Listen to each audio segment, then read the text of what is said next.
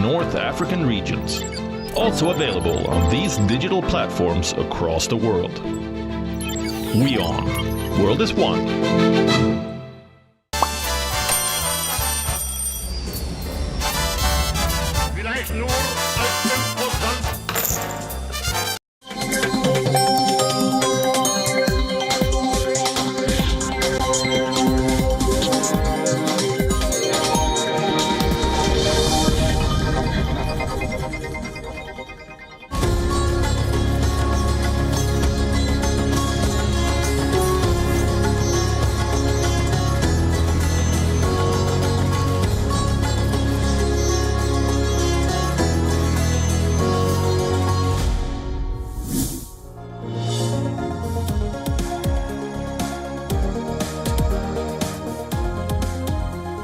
Hello and welcome, I'm Ananya Datta and I'm back with another edition of Race to Power. This is a show where we bring you a global roundup of all elections, the voters, the politicians and the onlookers. This is what we have lined up for you. As we near the elections in Taiwan, we realize how crucial they are, not just for the island but also the ripple effect of it. We are hearing more from Beijing and Washington than the voters itself. We will tell you why Saturday is going to be crucial for Taiwan as well as you. Now, while the Taiwan election is keeping Washington busy, they have their own elections coming up this November. And in the Republican camp, something interesting is playing out. A candidate who has not attended a single presidential debate is the voters' favorite. Is there anything that could stop Donald Trump? We will find out in this broadcast. Now, just a couple of days before the people of Taiwan cast their vote, China has strongly opposed any official exchanges between the United States and Taiwan. This comes after the Biden administration announced it will be sending an unofficial delegation to Taiwan shortly after the elections this Saturday. Now, Washington has said a face-to-face meeting is the most effective way to engage the new Taiwanese government and convey US policy in the region. But Beijing has now sent in a reminder that Taiwan is the first red line that cannot be crossed in the China-US relations.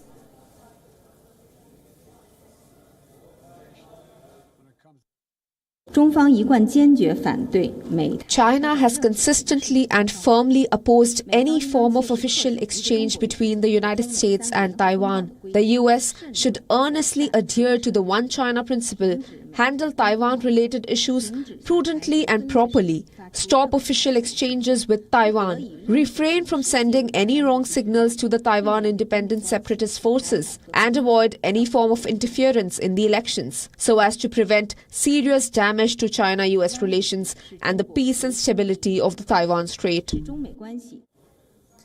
But the warnings are not one-sided. A senior Biden administration official said that the United States opposes any outside interference or influence in Taiwan's elections. But China continues to frame the vote as a decision between war and peace. Beijing has said that the ruling party candidate Lai Ching-te's victory could pose a senior danger to peace. Taiwan's main opposition leader has also stepped right in to back the attack.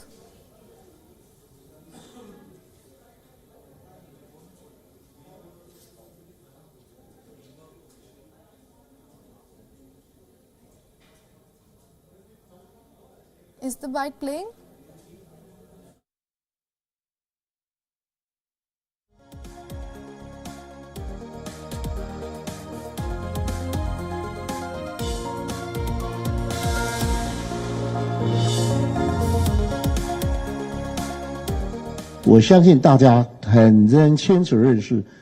I believe everyone understands very clearly that apart from the Democratic Progressive Party and Lai Ching-te himself is essentially a pragmatic worker for Taiwan's independence. Therefore, the risk of his election is much higher than anyone else's.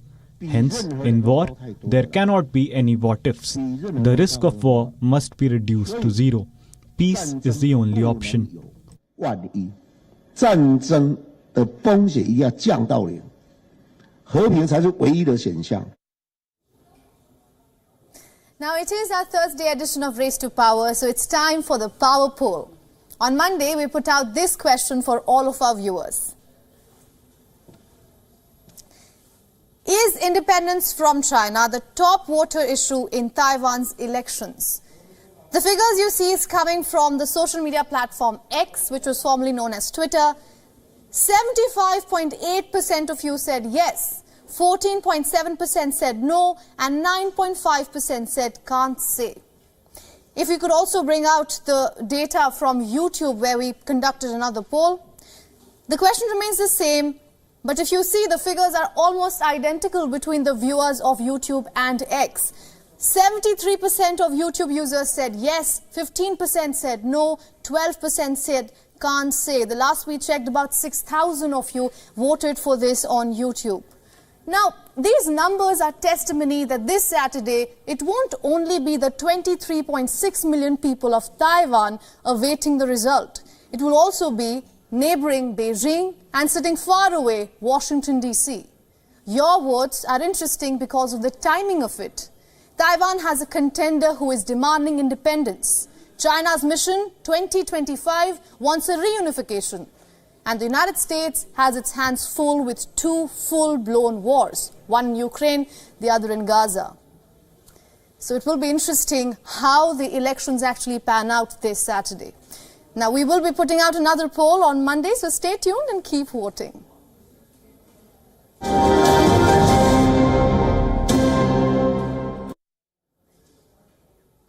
Now, as many as 19.3 million voters in Taiwan will elect a new president on January 13th. That's this Saturday.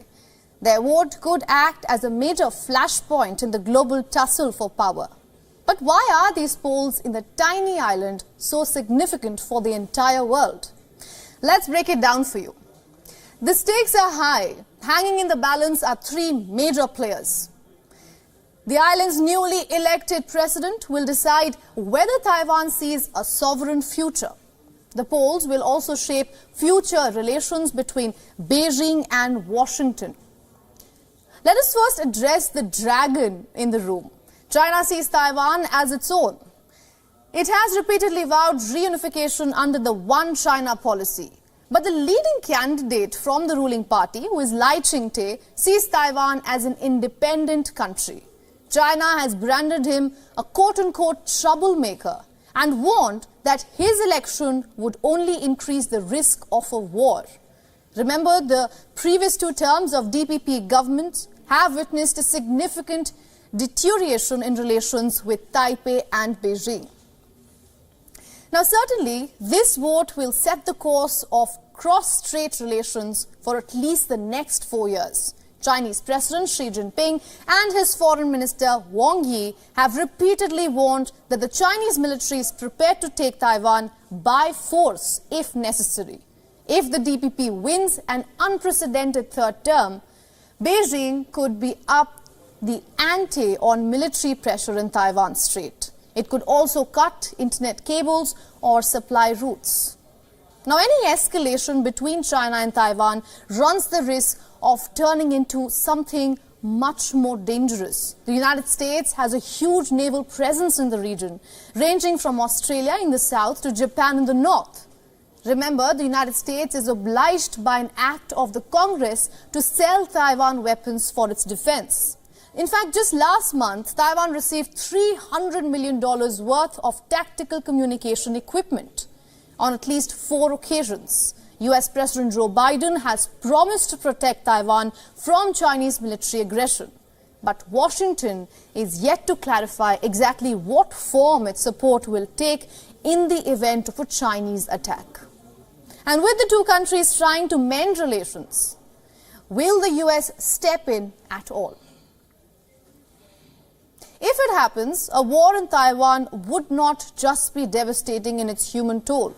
It could also devastate the global economy.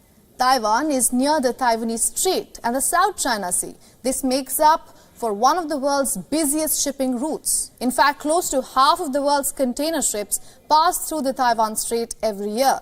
The strait links Northeast Asia with the Middle East and Europe. allowing the trade of food, energy sources, natural resources and consumer goods. A conflict in the area could disrupt global trade and drive up prices.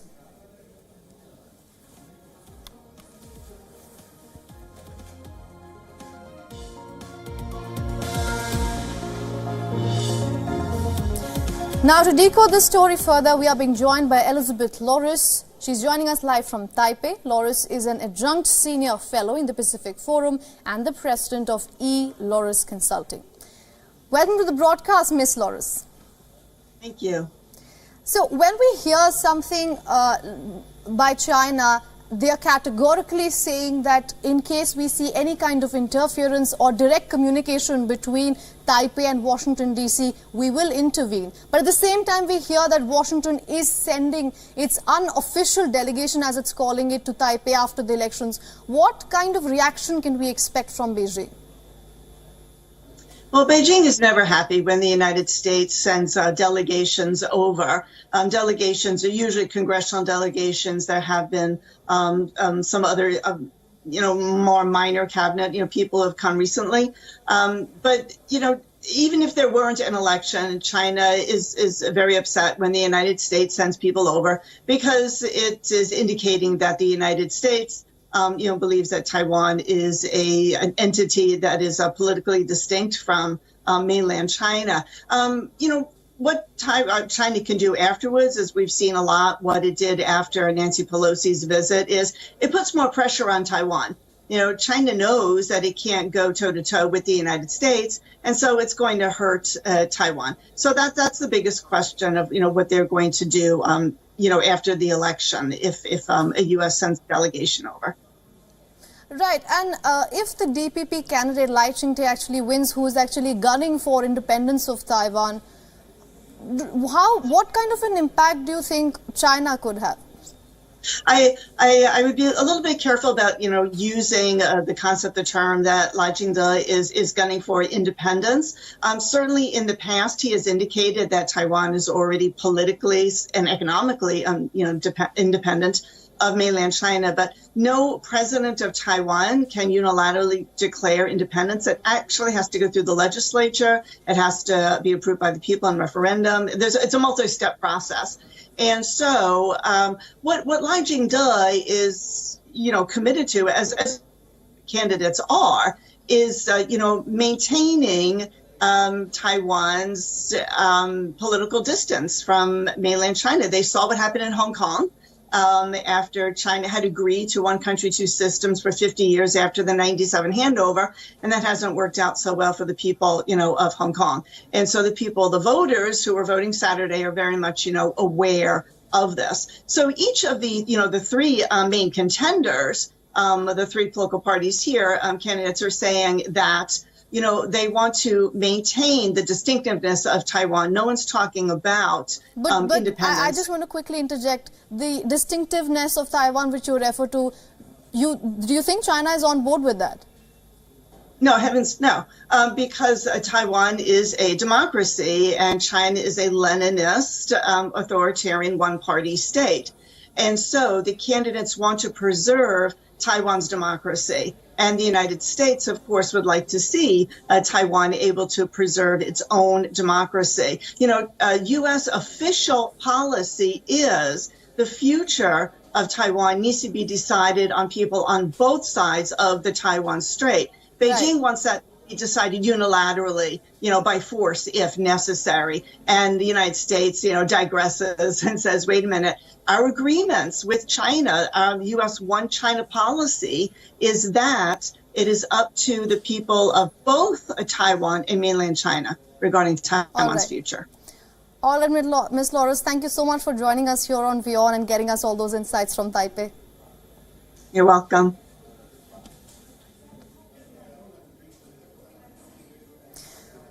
All right, over to America's race to power now, where the Republican field continues to shrink.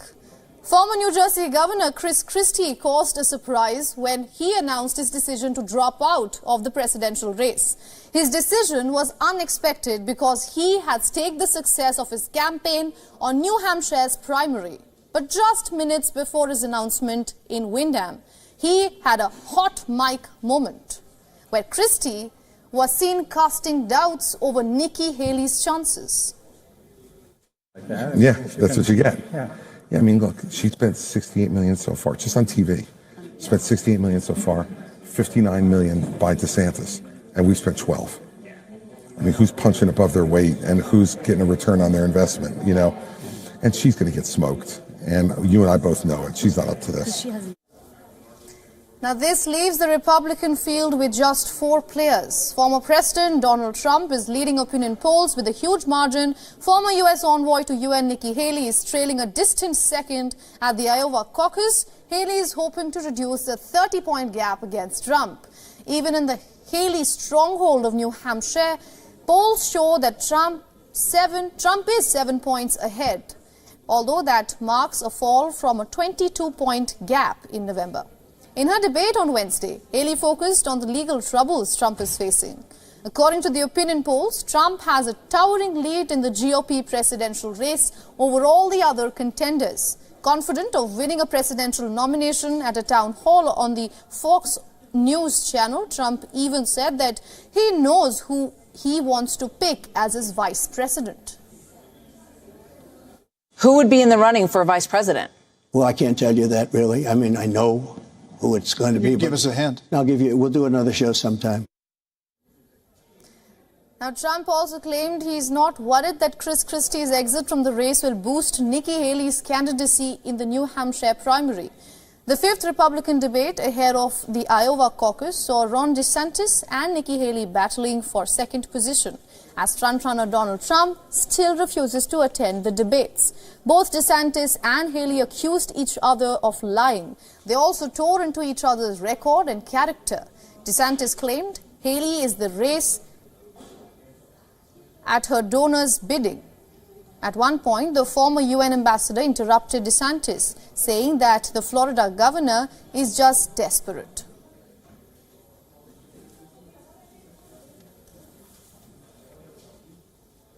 Thank you so much.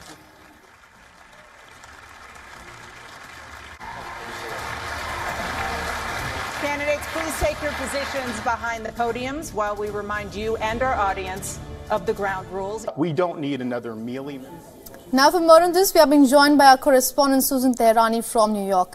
Susan, welcome to the broadcast. Now, we are hearing that Trump already has someone in mind for the vice president's position. What are you hearing? What could be the expected names?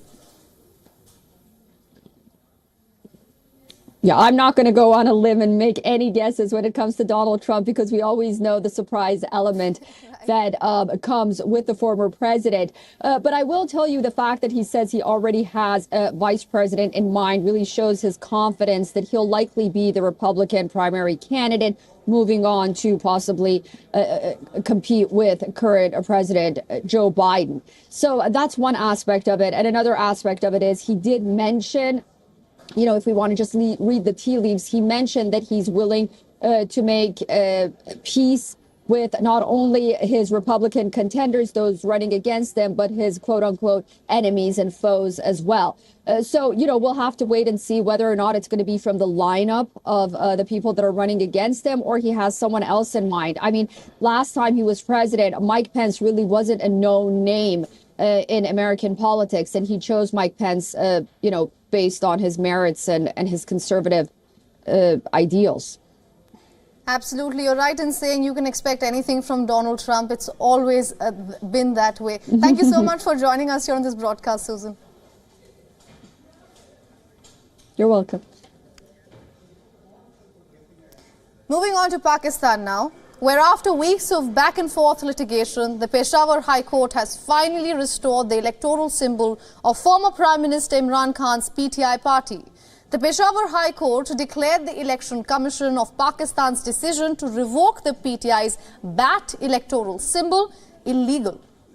The High Court said that the poll body's order is without lawful authority and therefore of no legal effect. Last month, the Election Commission scrapped the PTI's electoral symbol for the upcoming February 8th general elections.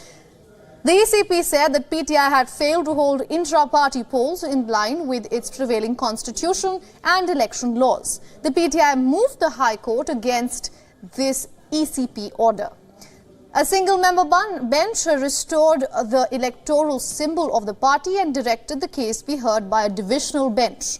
On December 30th, the electoral watchdog filed for review, arguing that the court had overstepped its jurisdiction. Days later, in a major blow for the PTI, the High Court reinstated the ECP order, stripping the party of its symbol once again. Thereafter, the PTI moved to the Supreme Court for its symbol. The party has now withdrawn its case after the High Court ruling. Senior PTI leader Barrister Gohar Khan called the High Court verdict historic, adding that the bat was more than just an electoral symbol. He said that the Constitution did not permit withdrawal of an electoral symbol from any political party, while insisting that only the PTI was being targeted.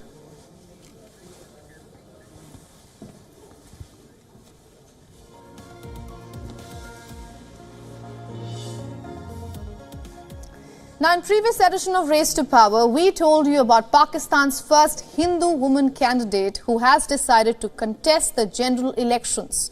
Dr. Savera Prakash filed nomination from Buner constituency in the Khyber Pakhtunkhwa province. In an exclusive conversation with WION's principal correspondent Siddhant Sibul, Dr. Savera says that she wants to be the voice of minorities in the Muslim majority country. Here are some excerpts from the interview. Take a look. Ma'am, you're 25 years old, you are women, you are from a minority community in Pakistan. So essentially, what will be your key focus if you get elected to, of course, the parliament? I'll want to, enhance the implementation of the constitution, because the constitution has given us all the rights regarding our religion, freedom of religion and all, but the implementation lacks a bit of it needs a bit of strengthening in its framework. Other than that, I would love to be the voice for my minority community on the international forums. We know about when it comes to Pakistan, it has its own minorities, and sometimes we hear about stories which is not very good. What do you have to say about that, and what would you like to do when it comes to improving the situation of minorities in your country? The thing is, we can't judge, we must not judge a whole community or a country based on the one event. As an event, I'm also an example. I'm getting a lot of support from all my from the whole district, which is obviously a majority Muslims. So must not judge people by one incident or one event. But essentially, what would you like to do for the minorities? As you started by saying that you would like to become the voice of the minorities, if you can give your vision to us. That is the thing, I want to strengthen the framework of our constitution, strengthen the implementation. I'll want an equitable representation in the parliament and senate and all, and also increase the job quota. Let's shift our focus to India's northeast now. The region has become the hotbed of politics in the run-up to general elections. The states return 25 out of 543 lawmakers in the lower house of the Indian Parliament. Elections for the same are expected as early as April this year. The ruling Bharatiya Janata Party is aiming high. BJP President JP Nadda, in a meeting with senior party members in the region, has charted out a strategy to back 22 out of the 25 seats. The meeting held in Guwahati was aimed at chalking out extensive plans for holding rallies, public gatherings and overall election campaign in the region.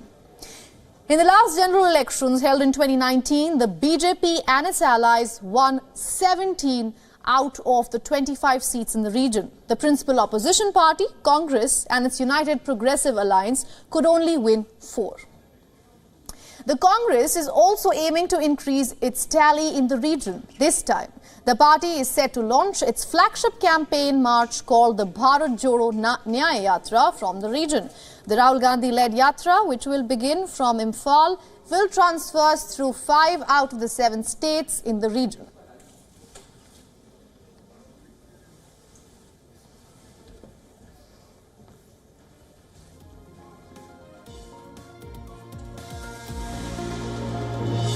And with that, we are wrapping up this edition of Race to Power. Thanks for watching. I'm Ananya Datta. Goodbye.